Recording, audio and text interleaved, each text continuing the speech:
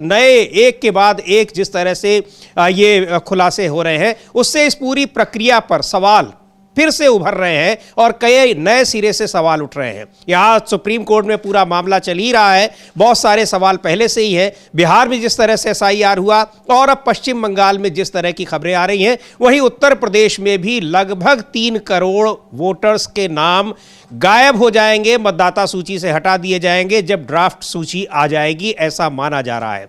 2,89,00,000 मतदाता इस तरह के हैं।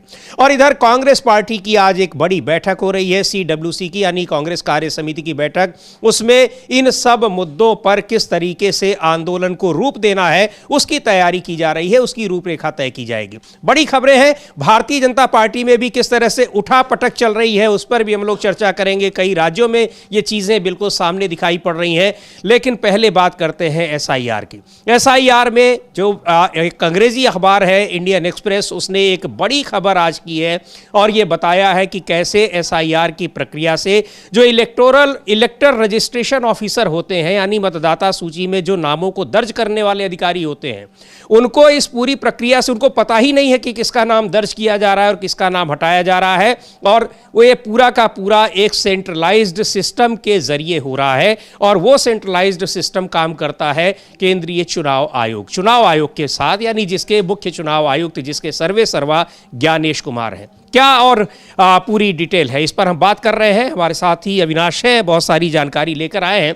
अविनाश जी, ये पूरी की पूरी ये तो बहुत हैरान करने वाली प्रक्रिया है कि जिम्मेदारी कानून ने जो रिप्रेजेंटेशन ऑफ पीपल एक्ट है 1950 का, उसने ये जिम्मेदारी दी है कि वो तय करेगा ERO कि किसका नाम डिलीट करना है। चूंकि उसकी प्रक्रिया होती है, उसको नोटिस दिया जाता है, लेकिन ये नोटिस एक सिस्टम के जरिए, कह सकते हैं कि कॉल सेंटर के जरिए लोगों को दिया जा रहा है। उस ERO को पता भी नहीं है।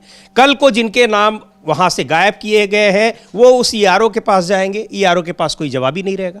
नहीं, बिल्कुल जिस तरीके की ये प्रक्रिया चल रही है, अभी जब बिहार का चुनाव चल रहा था तो उस समय SIR प्रक्रिया को लेकर जो अपने इस मुख्य चुनाव आयुक्त हैं ज्ञानेश कुमार, उन्होंने जो बयान दिया था कि पूरा काम सिस्टमेटिकली ढंग से हो रहा है कि भाई ERO के पास अगर किसी मतदाता संदिग्ध मतदाता मिलता है तो फिर ERO उसको नोटिस जारी करेगा कि भाई वो अपनी पहचान बताए कि वो भारत का नागरिक है कि नहीं है, और उसके बाद ERO के द्वारा उसकी जाँच की जाएगी और उसका नाम जोड़ना है या हटाना है ये ERO तय करेगा।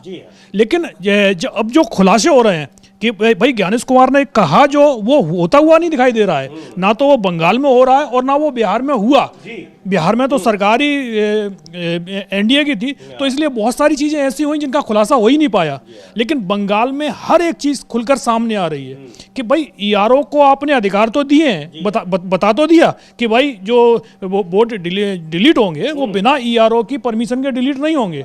अब जब एक चीज और भी है अविनाश जी की, ये अधिकार चुनाव आयोग ने नहीं दिया है। ये अधिकार ERO को जो कानून है इसको लेकर मतदाता सूची को निर्धारित करना, कौन वोटर होगा कौन नहीं होगा, यानी रिप्रेजेंटेशन ऑफ पीपल एक्ट है, उसने दिया हुआ है। और ये मामला इतना गंभीर है जो अविनाश बता रहे हैं कि बिहार में ये सारी चीजें हो गई, वहां ये खुलकर नहीं आया। इसलिए नहीं आया क्योंकि वहां पर NDA की सरकार थी। यहां वेस्ट बंगाल जो सिविल सर्विसेज ऑफिसर्स का एसोसिएशन है, उन्होंने वहां राज्य निर्वाचन आयुक्त को एक पत्र लिखकर ये सारी जो शिकायतें हैं ये उन्होंने दर्ज कराई हैं। तो ये अधिकार उनको कहीं चुनाव आयोग ने नहीं दिए हैं, बाकायदा उसको रिप्रेजेंटेशन ऑफ पीपल एक्ट में मिला हुआ है और दायित्व भी मिला हुआ है। और दूसरे ये है कि उसकी जिम्मेदारी भी, यानी अगर वो नहीं होगा तो उसके जिम्मेदार भी वही होंगे। नहीं, बिल्कुल जिम्मेदारी तो आप जो ERO की है ये पूरी तरीके से, लेकिन जिस तरीके से उनके अधिकार छीने गए हैं, जो अधिकार संविधान ने दिए हैं, जो अधिकार कानून ने दिए हैं, उन अधिकारों को चुनाव आयोग ने एक तरीके से छीन लिया है। अब अगर कुछ गड़बड़ियां होती हैं तो उसके लिए आप ERO को जिम्मेदार ठहरा देंगे। लेकिन सवाल ये हो रहे हैं भाई कि अगर जैसे किसी वोटर, कोई संदिग्ध वोटर मिलता है तो जब ERO जाता है तो पहले तो यह था कि जो प्रक्रिया जो होती थी ERO की तरफ से नोटिस दिया जाता था, लेकिन अब इसके लिए एक ऐप डेवलप कर दिया गया है कि ERO को सबसे पहले उस ऐप पर जाना पड़ता है। अब जब ERO ने ऐप खोला कि भाई हमें ये संदिग्ध वोटर मिला है, इसकी हमको डिटेल देनी है, इसको हमको नोटिस जारी करना है, तो वो देखता है कि भाई उस ऐप पर उस बूथ के पहले से ही नाम भरे हुए हैं कि आपको इन लोगों को नोटिस भेजना है। भाई उसके पास शिकायत आई है ईआरओ के पास में, उस शिकायत का कोई मतलब नहीं है। बिल्कुल। मतलब उसका है जो शिकायतें दिल्ली के पास में है। अब दिल्ली के पास शिकायतें कहां से आ रही हैं? भाई बंगाल से तो आई नहीं है। भाई ऐप जो ऐप हैंडल हो रहा है वो दिल्ली से ऐप हैंडल हो रहा है, और उस ऐप में ही पहले से ही सूचनाएं भरी हुई हैं कि आपको किस किस व्यक्ति को नोटिस जारी करने हैं। तो भाई अब ईआरओ का फिर काम क्या रह गया, जब सारा का सारा काम वही है कि एक ऐप के थ्रू ही जरिए के जो हो रहा है, चुनाव आयोग कर रहा है, पूरी तरीके से सेंट्रलाइज स्थिति कर ली है कि हर चीज हमारे हाथ में। अब उन्हीं लोगों को नोटिस भेजे जाएंगे, उन्हीं लोगों की जांच होनी है, फिर ईआरओ का काम कहाँ रह गया? भाई उसके पास जो शिकायतें आ रही हैं, भाई लोग बाग तो उसी के पास पहुंचेंगे भाई कि हमारे पास नोटिस आ गया। ईआरओ कहेगा भाई हमको तो पता नहीं है कि आपके पास नोटिस कहां से चला गया। बोले हमारे पास तो ये मैसेज आ गया कि भाई आपका वोट संदिग्ध है, आप अपनी पहचान बताइएगा। तो लोग तो ईआरओ को पकड़ेंगे, बीएलओ को पकड़ेंगे, और ऐसे में सारी जो जिम्मेदारियां हैं एक तरीके से उन्हीं के ऊपर आनी है, ईआरओ के ऊपर, और पूरा खेल दिल्ली से हो रहा है। तो बहुत बड़ी बात है कि आपने जो संविधान ने जो अधिकार दिए हैं, आपने वो सारे अधिकार जो ईआरओ से छीन लिए और किसी को इसकी जानकारी भी नहीं दी है। आप कहते हैं कुछ है, लेकिन जमीन पर वहां कुछ और होता हुआ दिखाई दे रहा है। बिल्कुल, जमीन पर कुछ और होता हुआ दिखाई दे रहा है। यानी पूरी की पूरी प्रक्रिया जो है वो सेंट्रलाइज कर दी गई है। सेंट्रलाइज कर देने का मतलब ये है कि पश्चिम बंगाल हो, उत्तर प्रदेश हो, तमिलनाडु हो, वहां किस मतदाता को शामिल करना है, किस व्यक्ति को मतदाता सूची में शामिल करना है, किस व्यक्ति को मतदाता सूची से बाहर कर देना है, ये सारी चीजें स्थानीय अधिकारी, बीएलओ, ईआरओ, डीईओ ये नहीं तय करेंगे, बल्कि ये सारी चीजें तय करेगा दिल्ली में बैठा हुआ चुनाव आयोग। और यही दिक्कतें यहां पर बिहार में भी इसको उठाया गया लगातार तमाम राजनीतिक दलों ने, लेकिन अब ये चीजें कैसे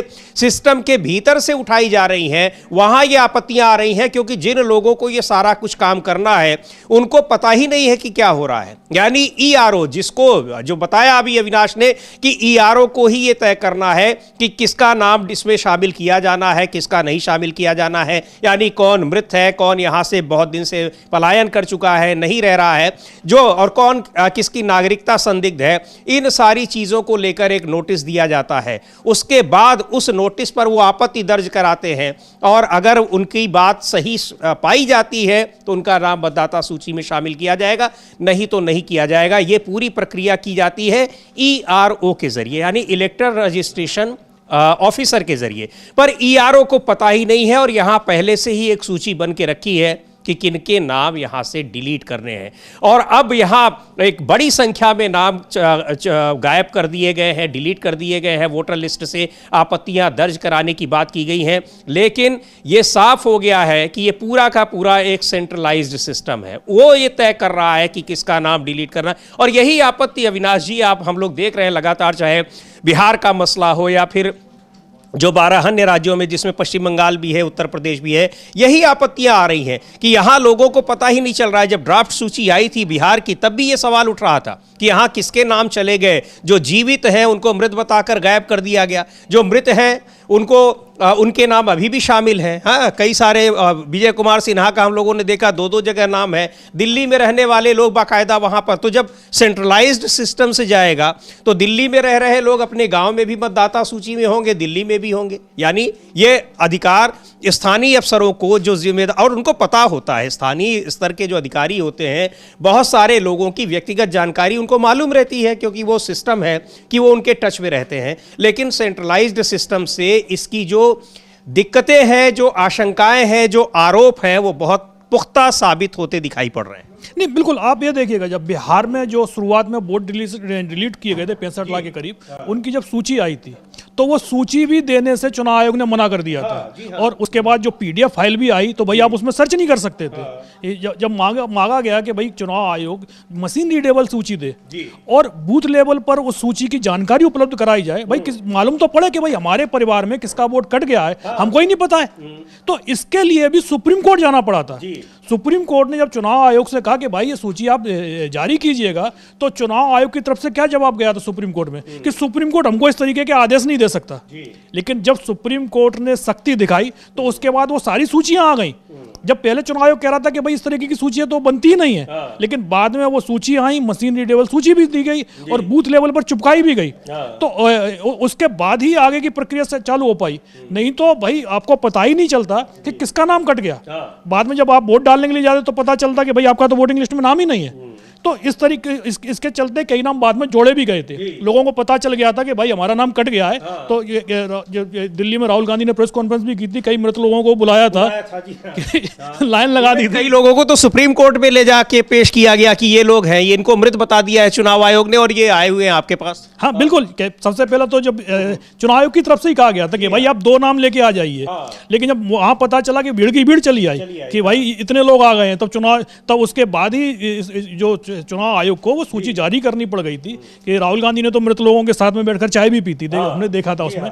तो अब वही चीज आप बंगाल के आप देखिएगा, बंगाल में जो पहले वोटर लिस्ट आई है तो उसमें करीब 78 लाख नाम काटे गए हैं, लेकिन अब यह कहा जा रहा है कि जो संदिग्ध वोटरों की जो संख्या बताई जा रही है वो लगभग 1 करोड़ बताई जा रही है, क्योंकि जो 78 लाख नाम काटे गए उसके बारे में भी खबर ये आई थी कि अधिकतर नाम जो काटे गए हैं वो जो बहुसंख्यक वर्ग है, हिंदू समुदाय है, उनकी सीटों पर कटे हैं। अल्पसंख्यक जो समुदाय जिसको ये लोग अभी तक बीजेपी के लोग लगातार घुसपैठिया बोल रहे थे, वहां पर वोट डिलीशन बहुत कम हुआ है, बहुत कम वोट डिलीट किया गया है, 3% या 4% है, जबकि जो बहुसंख्यक के जो हिंदू मतदाता ज्यादा हैं वहां पर यह संख्या बढ़कर 20% तक चली गई है।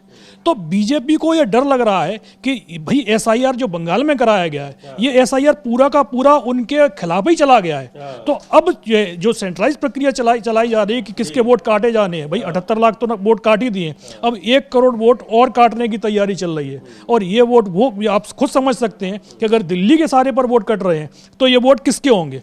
कि अगर जो मतदाता मौजूद है उसके ही आप वोट काट देंगे तो फिर चुनाव की प्रक्रिया का कोई मतलब नहीं बचेगा। बिल्कुल चुनाव का मतलब नहीं बचेगा। और क्या कुछ कह रहा है जो विपक्ष के आरोप हैं कि कैसे चुनाव आयोग भारतीय जनता पार्टी के लिए काम कर रहा है, तो ये सारी चीजें एक के बाद एक निकलकर साफ सामने आ रही हैं और उन आरोपों को बिल्कुल साबित कर रही हैं।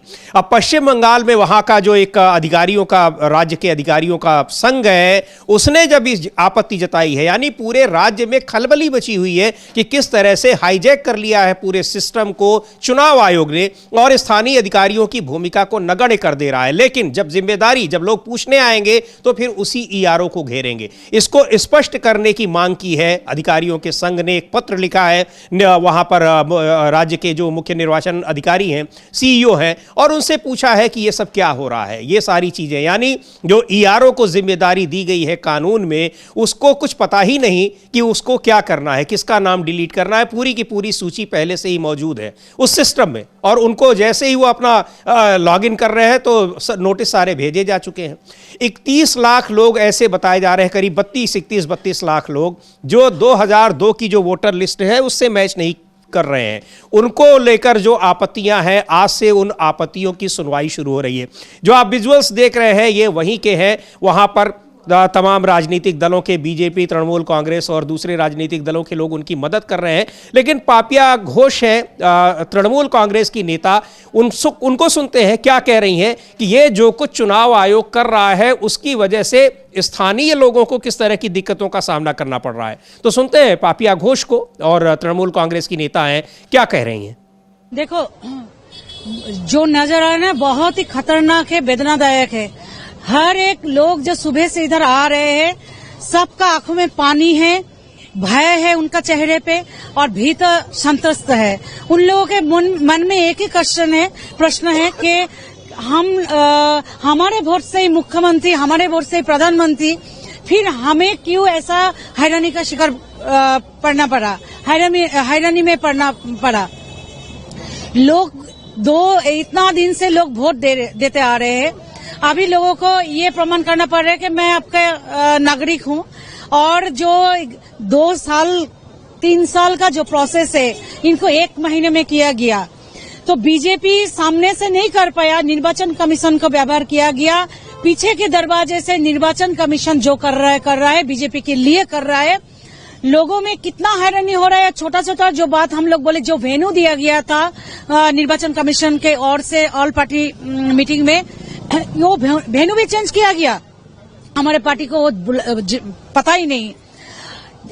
मेरा अब देखिए ऐसा कि बहुत लोगों का हमारा पासपोर्ट है, मेरा पासपोर्ट है, तो इधर निर्वाचन कमीशन बोल रहे कि मैं नागरिक हूँ, लेकिन मेरा परिवार क्या, मैं नागरिक हूँ तो मेरा परिवार भी तो नागरिक होगा। जो इंदिरा आवास योजना, बांग्ला आवास योजना जिसके पास है, सरकार ने मुझे कुछ दिया है तो मैं इन देश का नागरिक हूँ। तो मैं नागरिक हूँ, मेरा पति क्यों नहीं? मेरा पति है तो मेरा पत्नी क्यों नहीं? तो ये सब छोटा छोटा क्वेश्चन तो लोगों के मन में है। सबसे बढ़ के है, लोग बहुत डर गया है और लोगों का जो मूल्यवान समय है, इन समय को बर्बाद किया जा रहा है। आज सुबह से कितना घना कुआशा था, आप लोगों को पता है। इस कुआशा में लोग सब आके इधर खड़ा हुआ था। सुबह से हम लोग इधर है खाली एक ही बात कहने के लिए, आप लोगों के पास हम लोग है, हमारे नेता अभिषेक बंदोपाध्याय है, ममता बनर्जी है। ये उन आपत्तियों पर सुनवाई आज से हो रही है और किस तरीके से बता रही है कि लोग रो रहे हैं और लोगों का किस तरीके से, अविनाश जी, बिहार में भी ऐसा हुआ और यहाँ भी हो रहा है कि एक ही परिवार के कुछ लोग हैं और कुछ के नाम हटा दिए गए हैं। ये हास्यास्पद है, लेकिन ये पूरा का पूरा एक पूरा तंत्र को हास्यास्पद बना दिया है चुनाव आयोग ने, यही कह रही है पापिया घोष। हाँ बिल्कुल, क्योंकि मतलब पत्नी का वोट है उसका तो आपने ओके कर दिया है, लेकिन पति के वोट पर आपने आपत्ति जता दी है। भाई मालूम पड़ा कि दोनों के वोट हैं तो पिताजी का वोट नहीं है। मतलब परिवार के अंदर ही आपने सीधा सीधा बंटवारा कर दिया है कि भाई आप मतलब परिवार के यदि पति हिंदुस्तानी है तो पत्नी को ये साबित करना है कि भाई वो देश की नागरिक है कि वो बांग्लादेश की नागरिक है। क्योंकि हम तो ये मान के चल रहे हैं कि जो पश्चिम बंगाल है, पश्चिम बंगाल में जिसका वोट नहीं है बीजेपी की नज़र में वो बांग्लादेशी है। क्योंकि इसको लेकर तो लगातार जो टीएमसी की तरफ से सवाल भी उठ रहे हैं कि आपने तो सभी बंगालियों को बांग्लादेशी बना दिया है कि भाई आप बांग्ला बोलते हैं तो आप बांग्लादेशी हो गए, जबकि पश्चिम बंगाल की तो जो भाषा है वही बंगाली है। तो आप पहले तो यही तय कर लीजिए भाई कि जो बंगाली है, बांग्ला भाषी है, वो बांग्लादेशी नहीं है। भाई बंगाल की जो भाषा है तो वहाँ के लोग तो बंगाली ही बोलते हैं। मोदी जी भी वहाँ पहुंचेंगे बंगाल में वोट मांगने के लिए तो वो खुद बांग्ला बोलते हुए दिखाई देंगे, तो क्या वो भी बांग्लादेशी हो जाएंगे? तो अब जो जिस तरीके से अभी तो आज से स्टार्ट हुआ है काम है कि भाई जो दावे आपत्तियों का है, लेकिन सवाल वही उठ रहा है कि भाई आपने ईआरओ को साइडलाइन कर दिया है, बीएलओ की स्थिति तो आपने देख ही ली थी। सबसे ज़्यादा जो विरोध चल रहा था जब एसआईआर 12 राज्यों में कराया गया तो सबसे ज़्यादा विरोध कम समय दिया गया है, टाइमलाइन छोटी दी गई है, उसका सबसे ज़्यादा विरोध कहाँ हो रहा था? पश्चिम बंगाल में हो रहा था। लेकिन जब आपने समय सीमा बढ़ाई तो पश्चिम बंगाल छोड़कर सभी राज्यों की समय सीमा बढ़ा दी। तो सीधा सीधा साफ दिखाई दे रहा था कि दबाव जो है वो पश्चिम बंगाल में बीएलओ पर भी केंद्र का पड़ रहा था। और जिस तरीके से जो काम हुआ सबसे कम समय में सबसे ज़्यादा काम भी पश्चिम बंगाल में हुआ। तो इसको लेकर कि भाई पश्चिम बंगाल में इस तरीके से कोशिश ये चल रही थी, जिस तरीके से शुभेंदु अधिकारी के बयान आ रहे थे कि 2 करोड़ नाम काटेंगे।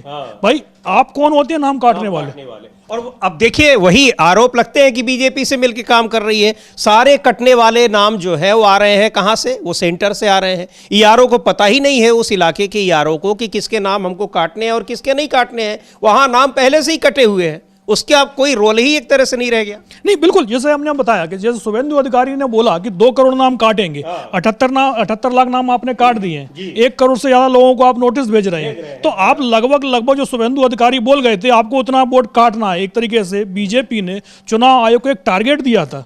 अब वो टारगेट कैसे पूरा होगा? भाई आप टारगेट तक तो पहुंचे ही नहीं है, सिर्फ 78 लाख नाम पर आप रह गए हैं। तो इसीलिए आपने ईआरओ से सारे अधिकार छीन लिए हैं, आपने सारे अधिकार अपने पास ले लिए हैं। अब ऐप के जरिए आपने पहले से ही सब लोगों के नाम भर दिए हैं कि भाई 1 करोड़ लोगों को नोटिस जारी करो, ईआरओ जाएगा भाई जानकारी जुटाएगा। अब इतना कम समय है, इतने कम समय में क्या ईआरओ 1 करोड़ से ज्यादा लोगों के वोटरों के घर घर जाकर सत्यापन कर पाएगा कि भाई जो डॉक्यूमेंट्स वो देंगे, डॉक्यूमेंट्स तो पहले भी दिए होंगे, उनके परिवार के लोगों के भी डॉक्यूमेंट्स होंगे जिनको आपने मान लिया उनका नाम वोटिंग लिस्ट में शामिल कर लिया है और परिवार के आधे लोगों को आपने नोटिस जारी कर दिया है।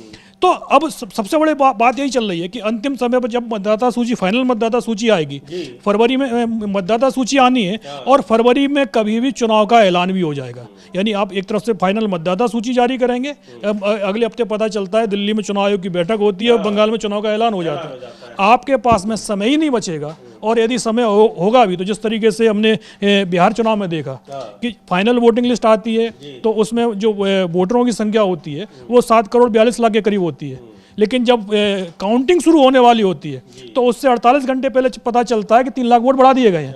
अब ये वोट कहाँ से बढ़ गए थे, तो बाद में जब जो वोट डालने के बाद बीजेपी के नेता निकले और उन्होंने फेसबुक पर बताया कि हमने भी वोट डाला है, दिल्ली में भी आपने हमको देखा था, तब पता चला ये 3 लाख वोट कहाँ से आ गए, कहाँ से आए हैं। अब वही है कि अभी ईआरओ को जिसको वोट डिलीट करना है उसकी जिम्मेदारी जो कानून ने दी है, उसको पता ही नहीं कि किसके वोट डिलीट करने का नोटिस भेजा जा चुका है। और लेकिन अधिकार, यानी जो अधिकार है वो तो उससे छीन लिए गए, पर जिम्मेदारी उसके ऊपर बनी हुई है। यानी जब लोग पूछने जाएंगे तो वो ईआरओ को घेरेंगे। पर ये पूरा का पूरा सिस्टम किस तरीके से हो रहा है और कैसे अपने आप केंद्रीय जो सूचना माफ कीजिएगा चुनाव आयोग है वही लिस्ट हर राज्य में बना ले रहा है कि कहां किनको वोटर लिस्ट से नाम हटाने हैं और किनके जोड़ने हैं।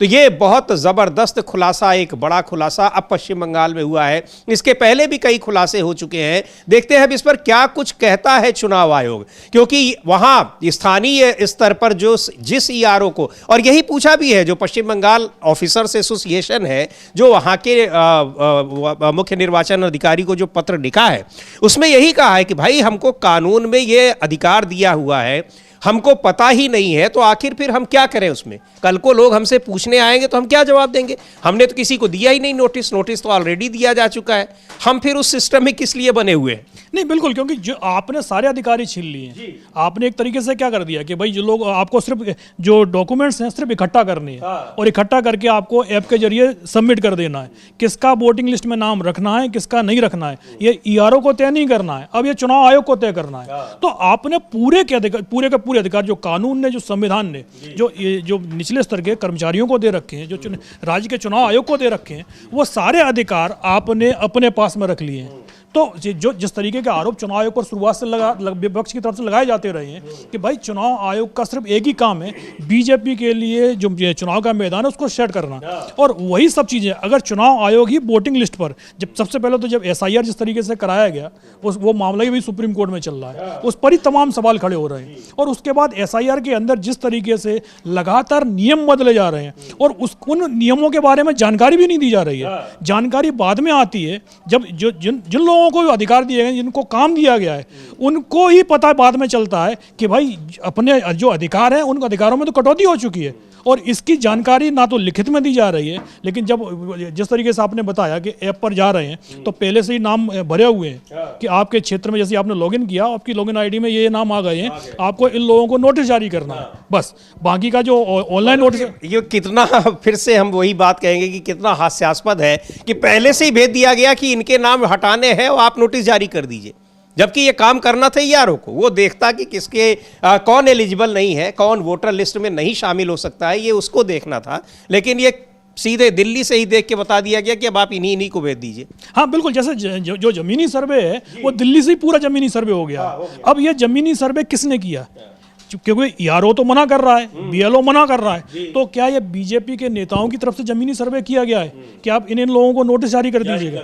चुनाव आयोग के पास में 1 करोड़ लोगों की लिस्ट कहां से आ गई भाई। वो जो शिकायतें होनी थी जमीनी स्तर पर बीजेपी के, हम मान के चलते बीजेपी के नेताओं की तरफ से ही शिकायतें हुई हैं, लेकिन वो शिकायतें क्या दिल्ली में की गई भाई? आपको तो ईआरओ के पास में वो शिकायतें दर्ज करा दी और ईआरओ को पता ही नहीं है कि भाई क्या कौन सी शिकायत है। उसका तो कहना यह है कि भाई हमारे पास 2 शिकायतें आई, अब उसके लिए हम जब अपने ऐप पर जाते हैं तो पता चलता है वहाँ तो पहले से 1000 शिकायतें डली हुई हैं, वहाँ इन लोगों को नोटिस जारी करने हैं, लेकिन हमारे पास जो 2 नाम आए हैं उनके नाम नहीं है वहाँ पर। अब ईआरओ को इतना जो दे दिया है कि भाई आप उन लोगों को नोटिस जारी कर सकते हैं, लेकिन मामला वही है कि भाई जब सारे के सारे अधिकार ही आपने चुनाव आयोग ने अपने पास में रख लिए हैं, ईआरओ के अधिकार को आपने बेहद सीमित कर दिया है, तो फिर अगर वोटिंग लिस्ट में कोई भी गड़बड़ी आती है तो फिर इसकी जिम्मेदारी किसके ऊपर होगी?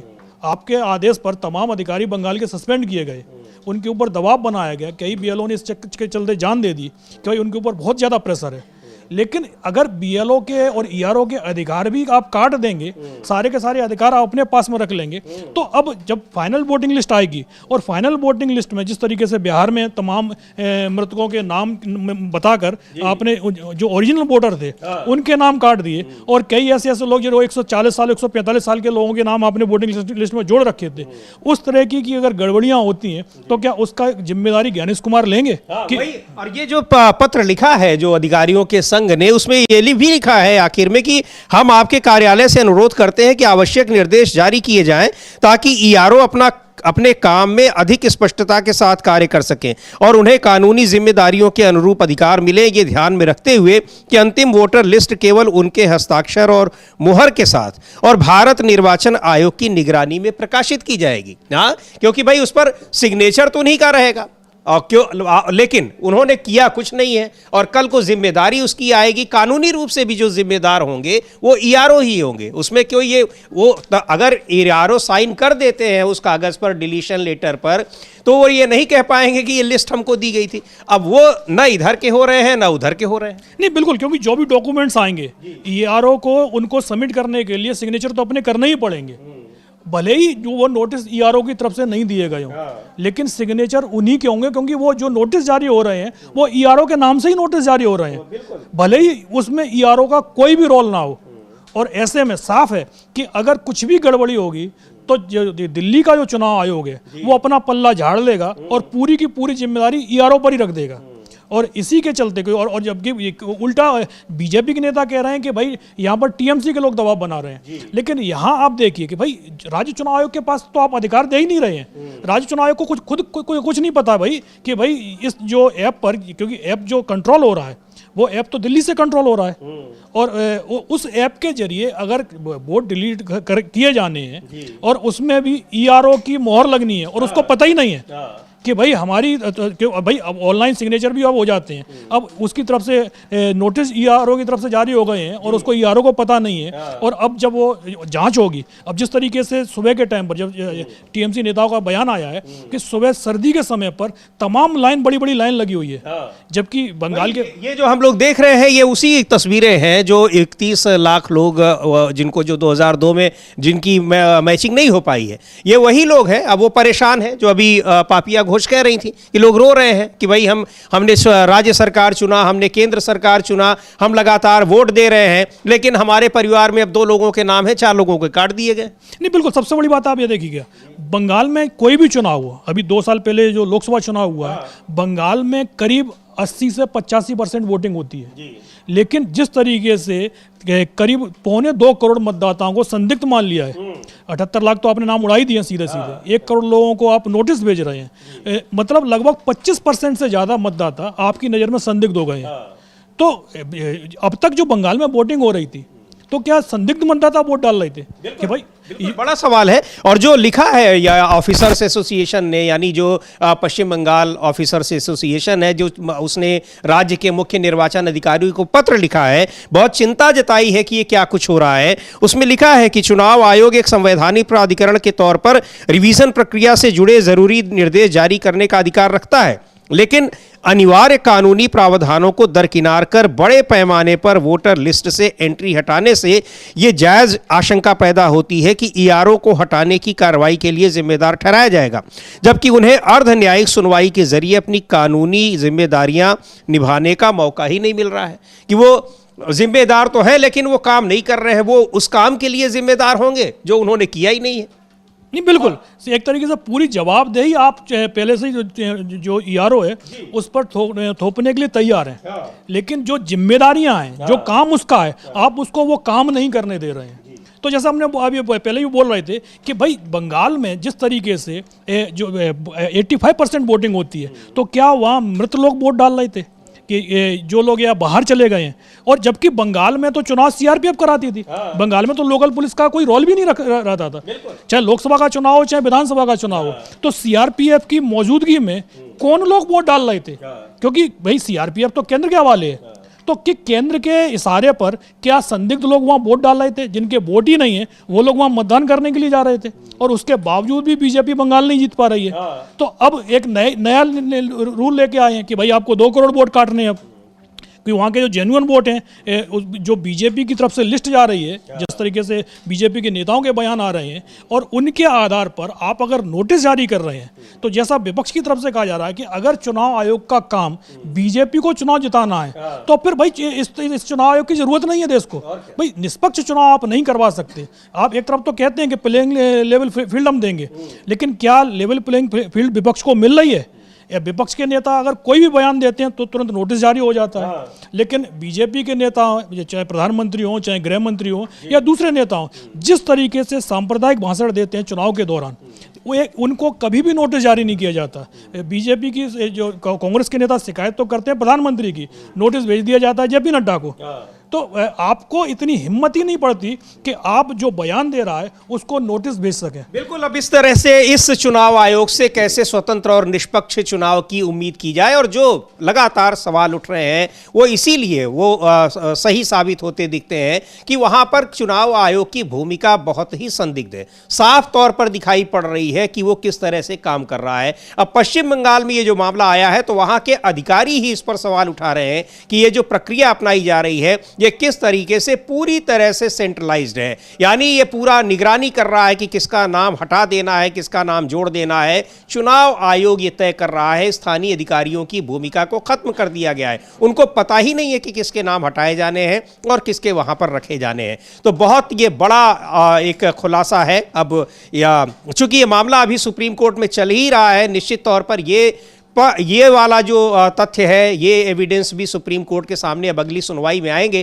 क्या कुछ होगा, ये सारी चीज़ें वहाँ पर सामने आएंगी जो अगर सुप्रीम कोर्ट का जो कुछ भी फैसला होगा। लेकिन अभी तक की स्थितियों से ये साफ पता चल रहा है कि चुनाव आयोग पर जो आरोप लग रहे हैं वो आरोप यूं ही नहीं लग रहे हैं, उसके पीछे पुख्ता कारण है। और ये तो जो खुलासा हुआ है ये किसी राजनीतिक दल ने नहीं किया है, ये तो वहाँ के सिस्टम में मौजूद लोग कर रहे हैं और खुलेआम वहाँ पर चिट्ठी लिख रहे हैं, पत्र लिख रहे हैं और चिंता भी जता रहे हैं कि किस तरीके से हम आम मतदाता को उसके जो मताधिकार है, उसका वोट देने का अधिकार है, हम उससे वंचित कर रहे हैं। तो बहुत ये बड़ी बात है। लेकिन इधर बीच जो और राज्य है वहां भी चूंकि समय सीमा तो बढ़ाई नहीं मांग की जा रही थी कि उत्तर प्रदेश में समय सीमा बढ़ा दी जाए, किस तरह से वहां बीएलओस पर दबाव रहा एसआईआर को पूरा कराने का। लेकिन अब समय सीमा नहीं बढ़ाई गई, कल वो समय सीमा समाप्त हो गई और अब जारी होगी ड्राफ्ट सूची। और माना यह जा रहा है कि 2,89,00,000 वोटर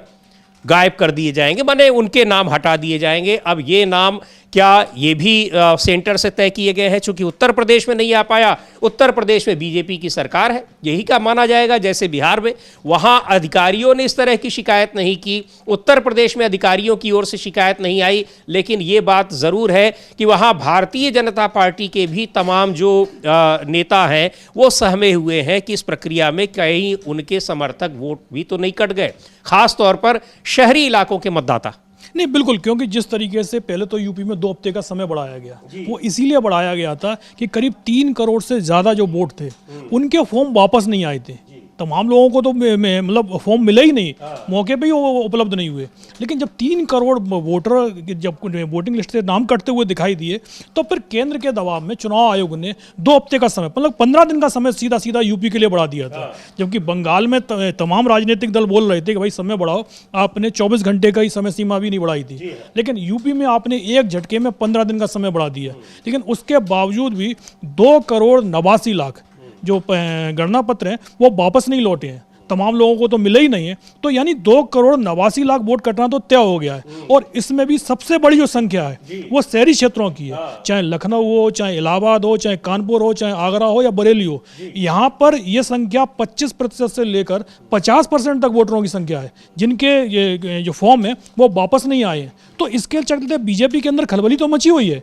एक तरफ तो ये वो कह रहे हैं कि भाई लोग बाग अपने जो वोट हैं उन्होंने वो गांव में ट्रांसफर करवा लिए। अगर गांव में भी ट्रांसफर करवाए हैं वोट तो भी वो संख्या, भाई आपका वोट शहर से घटकर गांव चला गया है ना, तो वोट तो आपका बना हुआ है ना। लेकिन ये संख्या 2,89,00,000 यदि कम हो रही है तो साफ साफ बीजेपी को समझ में आ रहा है कि यदि शहरी वोट कम हो रहा है और गाँव में बढ़ नहीं रहा है, यदि शहर में कम होकर गांव में बढ़ता तो बात भी बनती। तो ये सीधा सीधा बीजेपी को बहुत बड़ा डेंट लगता हुआ दिखाई दे रहा है। टोटल नंबर ऑफ वोट्स तो वही रहते ना, भले शहर से हटा के किसी ने गांव में कर दिया हो, लेकिन वहां भी 2,89,00,000 मतदाता सूची से बाहर हो रहे हैं। ये ऐसा दिखाई पड़ रहा है अब तक, जो हालांकि अभी ड्राफ्ट सूची नहीं आई है, लेकिन ये माना जा रहा है चूंकि इतने फॉर्म वापस नहीं आए हैं, 2002 की मतदाता सूची से मैच नहीं कर रहे हैं, तो क्या कुछ होगा। लेकिन इसको लेकर जबरदस्त विपक्ष भी अब हमलावर है। और ये जो मुद्दा मिला है पश्चिम बंगाल का, ये और एक बड़ा पॉइंट दे रहा है, एक बड़ा मुद्दा उसमें और जोड़ रहा है कि किस तरीके से एसआईआर के जरिए मतदाता सूची को मैनिपुलेट किया जा रहा है, बीजेपी के पक्ष में उसको तैयार किया जा रहा है। ताकि चुनाव में उसको फायदा हो। और इन सब के बीच जो मुख्य ये सारे आरोप लग रहे हैं, इनके आरोपों के केंद्र में है मुख्य चुनाव आयुक्त। लेकिन मुख्य चुनाव आयुक्त बहुत बेफिक्र हैं और इस समय तीर्थ यात्रा पर गए हैं। पुरी में है वो ओडिशा के, हालांकि पुरी में भी चुनावी प्रक्रिया को लेकर, वहाँ पुरी यानी ओडिशा में भी चुनावी प्रक्रिया को लेकर जो विपक्षी पार्टी है बीजू जनता दल बहुत सारे सवाल उठा चुकी है। मुख्य चुनाव आयुक्त से उनका प्रतिनिधिमंडल भी मिल चुका है, तो वहाँ भी शिकायतें हैं। और पुरी में पहुँचे हैं मुख्य चुनाव आयुक्त, तो वहाँ उन्होंने क्या कुछ कहा है, क्या SIR पर भी कुछ कहा है, एक बार सुनते हैं क्या कह रहे हैं वहाँ। जय जगन्नाथ। समस्त उड़ीसा वासियों को मोर नमस्कार। मैं अपने परिवार के साथ उड़ीसा में जगन्नाथ जी के दर्शन करने के लिए, यहाँ की संस्कृति को समझने और देखने के लिए, और साथ ही साथ हमारे चुनाव के आधार स्तंभ, the pillars of election process, booth level officers के साथ मीटिंग करने आया हूं। 2 से 3 दिन तक हम उड़ीसा में रहेंगे। जय भारत, जय हिंद। तो वहाँ दर्शन कर रहे हैं और BLOs के साथ उनकी मीटिंग भी होगी। लेकिन पश्चिम बंगाल, उत्तर प्रदेश में और मध्य प्रदेश में बड़ी संख्या में BLOs की जान गई, इसकी सूचना तक नहीं थी मुख्य चुनाव आयुक्त को। उन्होंने कहा हमको तो पता ही नहीं है। नहीं, बिल्कुल जिस तरीके से अभी वो तीर्थ यात्रा पर गए हैं, शायद जो अपने कुछ पाप हैं उनको धोने के लिए गए हों, क्योंकि वो पूरे परिवार के साथ पहुंचे हैं। उन्होंने बोला है कि हम पूरे परिवार के साथ आए हैं भगवान जगन्नाथ के दर्शन करने। लेकिन भाई अब सरकारी कार्यक्रम बताना है इसको, तो फिर BLO के साथ मीटिंग भी कर लेते हैं। हाँ, तो ये सरकारी कार्यक्रम हो जाएगा, फिर बाकी खर्चा तो फिर सरकारी खाते से चला जाएगा। आप BLO के साथ मीटिंग नहीं करते तो फिर आपकी पूरी तरीके से निजी यात्रा हो जाती। तो बोला है कि भाई पूरे परिवार के साथ इस बार हम आए हैं, चुनाव आयुक्तों को भले छोड़ा आए हैं, हम अकेले आए हैं और पूरा परिवार अपना साथ लेके आए हैं। और अब जो भी मीटिंग होगी, लेकिन मुद्दा वही है कि जिन राज्यों में चुनाव है आपको इस समय वहाँ सक्रिय होना है। उड़ीसा में तो अभी चुनाव होना नहीं है भाई, बंगाल में चुनाव होना है, आसाम में चुनाव होना है। और बंगाल से जिस तरीके की खबरें सामने आ रही हैं, आपको उन सवालों के जवाब देने हैं। लेकिन आप तो एक बार जवाब देने की कोशिश की तो उसमें खुद ही फंस गए थे। तो इसीलिए अब जवाब देने से बचने के लिए बस अपनी बात रखी और उसके बाद प्रेस कॉन्फ्रेंस आपकी खत्म हो गई। तो सबसे बड़ा सवाल, जो सबसे बड़ा मुद्दा इस समय चल रहा है कि भाई आप BLO के साथ तो मीटिंग कर रहे हैं, बंगाल में ERO के साथ में भी मीटिंग कर लीजिए। उनकी जो समस्याएं हैं कि भाई आपने उनके जो अधिकार छीन लिए, कानून ने जो उनको अधिकार दिए हैं, जो अधिकार आपने उनसे छीन लिए हैं, आप उनकी तरफ भी ध्यान दे लीजिएगा, ताकि भाई जो देश की चुनाव प्रक्रिया पर जो सवाल उठने लगे हैं, उन सवालों के जवाब जनता को मिल सके। क्योंकि बंगाल चुनाव बहुत ही महत्वपूर्ण चुनाव इस समय, जो जितने राज्यों में 5 राज्यों में चुनाव हो रहा है उसमें बंगाल सबसे बड़ा राज्य है। और वहाँ पर सबसे, क्योंकि BJP की नज़र अगर किसी राज्य पर इस समय टिकी हुई है तो वो बंगाल ही है। तो इसीलिए सबसे ज़्यादा जिस तरीके की खबरें आ रही हैं, जैसे आपने बताया बंगाल में कई BLO की जान चली गई, आपने उन BLO के नाम पर कुछ भी नहीं बोला। अब बोलते भी कैसे जब वो खुद ही बोल चुके, हमको तो कोई जानकारी नहीं है कि वहाँ इस तरीके की कोई घटना हो रही है। भाई आपने जिन लोगों को काम दिया है, अगर उस व्यक्ति की जान चली गई है तो उसके कारणों का भी तो पता करना चाहिए। कि आप हर बार ये बोल दें कि भाई जो सामान्य रूप से जान चली गई उसकी वो कोई प्रेशर नहीं था, भाई बाकी लोग भी तो काम कर रहे हैं। भाई हर जगह की अलग अलग व्यवस्था होती है। एक शहरी क्षेत्र होता है, शहरी क्षेत्र में भाई आपको 1000 वोटरों के पास जाना है तो बगल बगल में घर हैं, आप आसानी से पहुंच जाएंगे। आप किसी स्कूल में ही पहुंचकर आपने खबर भिजवा दी तो लोग वहाँ पहुंच गए। लेकिन यदि आपके क्षेत्र में कोई ग्रामीण क्षेत्र मिल जाता है तो पता चलता है इस गाँव में 100 ही वोट हैं, आपको 4 गांव मिल गए तो आपका काम बहुत ज़्यादा बढ़ जाता है। और ग्रामीण क्षेत्र में पता चलता है कि उस समय लोग वहाँ मौजूद ही नहीं है। अब एक शख्स यदि गांव में नहीं रह रहा है लेकिन उसका वोट गांव में, उसका वोट गांव छोड़ दूसरी जगह पर नहीं है, तो भाई उसका आप नाम नहीं काट सकते। आप ये कहते हैं कि वो मौके पर नहीं मिला। बिल्कुल, लेकिन यहाँ तय कर दिया जा रहा है, चुनाव आयोग ही तय कर दे रहा है कि किसका नाम काट देना है और किसका नहीं काट देना है। अब वो किसकी रिकमेंडेशन पर ये सब कुछ कर रहा है, BLO, ERO या फिर बीजेपी के नेता कार्यकर्ता, क्योंकि जिस तरह से यारो बिल्कुल अनभिज्ञ है कि किसका नाम कट गया, उनको पता ही नहीं। जब वो उस साइट पर जा रहे हैं, उस ऐप पर जा रहे हैं, तो देख रहे हैं कि पूरी की पूरी सूची पहले से ही तैयार है, जो उनको कुछ नहीं मालूम है। यानी जो उनका अधिकार है वो चुनाव आयोग ने छीन लिया है, पर जो जिम्मेदारी है वो उड़ा रखी है, यानी सिग्नेचर करके वो देंगे। वो परेशान हैं, चिट्ठी लिख रहे हैं, क्या जवाब आता है उस पर भी रहेगी नज़र। लेकिन इसको लेकर, पूरी इस चुनावी प्रक्रिया को लेकर जिस तरह से लगातार चुनाव आयोग घिरा हुआ है, उसको लेकर विपक्ष अब हमलावर है, बड़ी रणनीति बना रहा है। आज CWC की बैठक इस समय चल रही है दिल्ली में, कांग्रेस मुख्यालय में, और वहाँ क्या कुछ हो रहा है एक बार हम देखेंगे। और ये भी वहाँ मनरेगा को ख़त्म करना, गांधी जी का नाम था इसलिए ख़त्म कर दिया गया। इसके अलावा SIR, चुनावी प्रक्रिया, इन सारे मुद्दों पर कैसे लड़ाई लड़नी है उसकी रणनीति तय की जा रही है। ये हम देख सकते हैं, यहाँ पर CWC की ये बैठक चल रही है, जिसमें मल्लिकार्जुन खड़गे, सोनिया गांधी, राहुल गांधी, सारे लोग मौजूद हैं। विपक्ष संगठित है पूरी तरीके से। इंडिया गठबंधन ही नहीं बल्कि इंडिया गठबंधन के बाहर के भी जो दल हैं वो भी इस पूरे मामले में संगठित हैं और एक बड़ी लड़ाई लड़ने के मूड में दिखाई पड़ रहे हैं, और तैयारी उसकी हो चुकी है। अभी पिछले दिनों 14 दिसंबर को जिस तरह से रामलीला मैदान में दिल्ली में एक बड़ा कार्यक्रम हुआ, उससे भी लग गया कि कितना ये बड़ा मुद्दा है पूरे देश में। नहीं, बिल्कुल, क्योंकि आज जो CWC की बैठक हो रही है उसमें जो मुख्य मुद्दा है वो तो जो जिस तरीके से मनरेगा को खत्म किया गया है, नाम ही महात्मा गांधी का नाम नहीं हटाया गया है, बल्कि मनरेगा को खत्म ही कर दिया गया है। जो अब नया कानून वो लेके आए हैं, विकसित भारत जी राम जी विधेयक, जो अब तो कानून बन चुका है, उस कानून में जिस तरीके से राज्यों की आपने हिस्सेदारी बढ़ा दी है, 10% से बढ़ाकर 40% कर दिया है। राज्यों की स्थिति क्या है ये तो सभी को पता है। ऐसा कोई भी राज्य नहीं है भारत में जो उधारी पर ना चल रहा हो। हर 3 महीने बाद उसको उधार लेना पड़ता है। अब ऐसे में जो राज्य उधारी पर चल रहे हैं, चाहे वो आप, उनमें सबसे बड़ी जो संख्या है वो बीजेपी शासित राज्यों की है। जो गैर बीजेपी शासित राज्य हैं वहाँ पर तो ये समस्या ज़्यादा बड़ी नहीं है उधारी वाली, लेकिन जिस तरीके से मध्य प्रदेश हो या उत्तर प्रदेश हो या हरियाणा हो, वहाँ के राज्य हर 3 महीने में हम देखते हैं कि सरकार से कहते हैं कि भाई हमारी क्रेडिट लिमिट को बढ़ा दो, हमको कुछ 2000 करोड़ रुपए और उधार चाहिए हमें योजनाओं के लिए। उन राज्यों पर आपने 40% का एक्स्ट्रा बोझ डाल दिया है। अब बीजेपी शासित राज्य हैं, वो तो केंद्र का विरोध नहीं कर सकते। जैसे बिहार के मुख्यमंत्री आए दिल्ली, अब उन्होंने मीडिया के सामने तो ये बात नहीं बोली कि भाई हम तो भाई आए हैं, राजनीतिक मुद्दा है, बस खाली प्रधानमंत्री का आभार जताने आए हैं। लेकिन जो सबसे बड़ी समस्या, चाहे वो नीतीश कुमार हो, चाहे वो चंद्रबाबू नायडू हो या बीजेपी के दूसरे मुख्यमंत्री हो, उनकी सबसे बड़ी समस्या यही है कि 40% फंड आएगा कहाँ से।